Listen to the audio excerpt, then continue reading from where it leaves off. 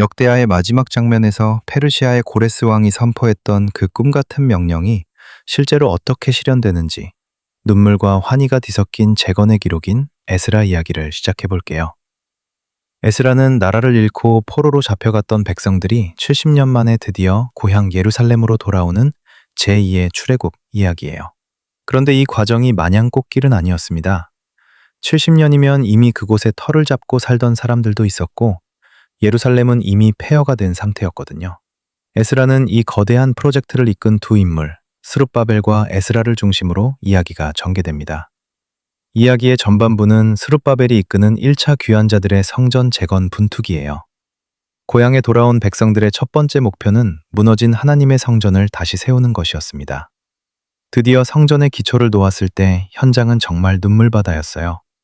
예전 솔로몬 성전의 화려함을 기억하던 노인들은 지금의 초라한 시작을 보며 통곡했고, 젊은이들은 드디어 우리 성전이 생긴다며 기뻐서 소리를 질렀거든요. 기쁨의 함성과 통곡의 소리가 뒤섞여 멀리까지 들릴 정도였다고 성경은 기록합니다. 하지만 곧바로 위기가 찾아와요. 그 땅에 미리 살고 있던 사람들이 우리도 같이 짓자며 접근했다가 거절당하자 태도가 돌변해서 집요하게 방해를 시작하거든요. 페르시아 왕에게 모함하는 편지를 보내고 공사를 중단하게 만듭니다. 결국 성전 공사는 무려 16년 동안이나 멈춰서게 돼요. 하지만 하나님은 학개와 스가랴 같은 예언자들을 보내 백성들의 마음을 다시 뜨겁게 하셨고 마침내 방해를 뚫고 제2성전인 스룹바벨 성전을 완공하게 됩니다. 성전이 완공되고 수십 년이 지난 뒤 드디어 이 책의 주인공인 에스라가 등장합니다. 에스라는 학자이자 제사장이었는데 그는 아주 특별한 결심을 하고 예루살렘으로 와요. 건물을 세우는 것보다 더 중요한 건 사람들의 마음속에 하나님의 말씀을 세우는 것이라고 믿었거든요.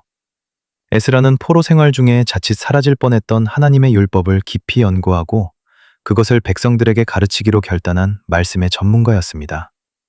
에스라가 예루살렘에 도착해서 마주한 현실은 충격적이었어요.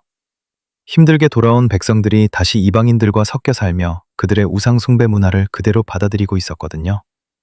이 소식을 들은 에스라는 너무 기가 막혀서 자기 옷을 찢고 머리카락과 수염을 뜯으며 길바닥에 주저앉아 버립니다.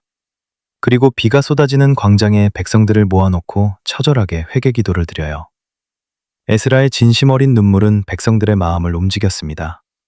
백성들은 스스로 잘못을 깨닫고 눈물로 회개하며 영적인 정결함을 되찾기로 약속하죠. 건물을 짓는 외적 재건에 이어 하나님의 백성다운 정체성을 회복하는 영적 재건이 비로소 완성되는 순간이었습니다. 결국 에스라는 우리에게 분명한 메시지를 던져요. 우리 인생의 무너진 성전을 다시 세우는 힘은 화려한 금은 보화나 강력한 권력이 아니라 하나님의 약속을 기억하고 그 말씀 앞에 정직하게 서는 마음이라는 것을요. 하나님은 이방왕의 마음을 움직여서라도 당신의 백성을 고향으로 돌려보내시지만 정작 그 백성의 마음을 돌이키는 건 에스라 한 사람의 뜨거운 눈물과 말씀에 대한 열정이었다는 사실이 참 감동적입니다. 폐허 위에 다시 세워진 성전, 그리고 그보다 더 단단하게 재건된 믿음의 공동체. 이것이 바로 에스라가 우리에게 들려주는 재건과 회복의 이야기입니다.